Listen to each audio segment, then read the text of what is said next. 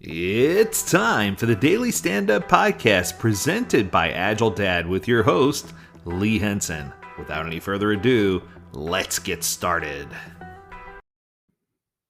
All right. I recently had a student ask, they said, Lee, can you do a podcast episode about services teams? So I thought, sure, why not?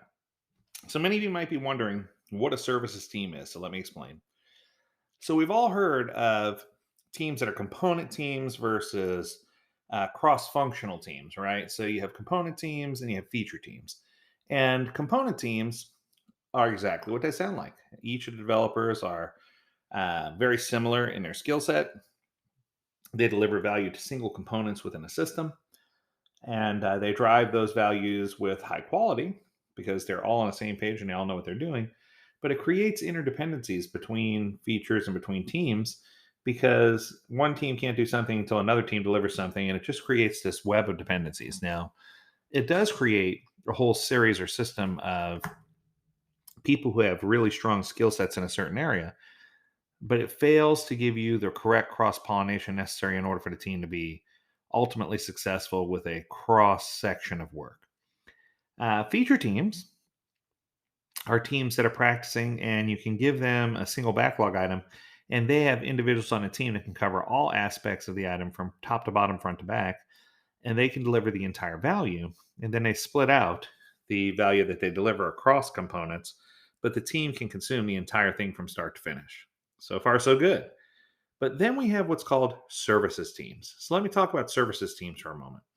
So there are certain teams within the Agile mindset that it doesn't make sense to spread out across all of your cross-functional teams. So let me give you an example. Maybe there's a guy who works for creative services or marketing, and his whole job is to create artwork inside of emails. What team do you put this guy on? It doesn't make sense to put on a single team, right? Or what if you have a young lady who is a database architect? And she's a rock star at assembling and building databases, and she's a data cruncher, and she's one in a million and understands archaic data language as well as current data language. What team do you put her on? It doesn't make sense to isolate her to a single team, right? But it also doesn't make sense to pull all of your people together and try to spread them out across multiple initiatives, because then you end up with too much work in progress and you have too many items in flight. So the goal here is to understand that some teams need to be services teams.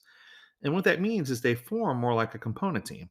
So I might have database services or architecture services where there's not enough architects to spread one on every single team we have, but there certainly are enough architects that they could work on projects and things to keep the lights on. So they have an ongoing list of things to do that they can work on in a regular typical backlog. And they can pick those off in a Kanban fashion, first come, first serve, first in, first out, unless there's some degree of urgency, in which case we can express that. But then when they get called upon to serve another group or to serve a different team within the organization, they can easily peel away and serve a different group. So for a sprint, for example, they might drop into one team's backlog and they'll perform some duties or responsibilities, and before you know it, they're out. Now, what's brilliant about this is that you're not trying to teach everybody on a team how to do all those database related things, but you're letting the expert come in and do their job, and you're letting them get out, and you're giving them enough information that they're able to easily and seamlessly do this. Now, this is incredibly valuable because what happens is it gives those people who are experts or who do have expertise in a certain area the ability to continue to be experts in their field and in their area. The example I love to use is in the banking industry. If you have someone who knows COBOL or Fortran, you don't want to train a team on that. You don't want everybody to know what's going on, and they don't have to cross pollinate and share that knowledge with anyone. It's one of those things where, our hope is that eventually, we can stream away from those things, but for now, it's not possible.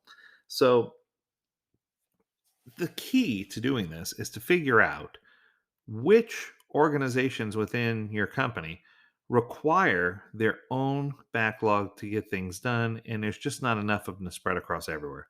Typically, this falls into database, architecture, infrastructure, creative services, sometimes marketing services, those kinds of things. And if you can figure out who those services groups are, those services groups should generate their own backlog of work that needs to be done. They should reduce their sprint size or sprint length down to 1 week or no sprints at all and run full Kanban. And then when they're called upon, people can request tickets or fill out service tickets. And we field those tickets and queue those tickets up. And individuals from this team will roll off and go take care of those tickets and serve the other teams. The advantage here is it frees up the remainder of their time to serve additional teams. And it teaches other teams within the organization that they could return a favor and do the same thing for you. So I hope this was valuable. I hope it gave you some idea of how services teams work. If you have more questions about services team, feel free to reach out. Learn more at agiledad.com. We would love to help you learn. And as always, we encourage you to stay healthy, stay well, and stay agile, my friends. Until next time, do take care.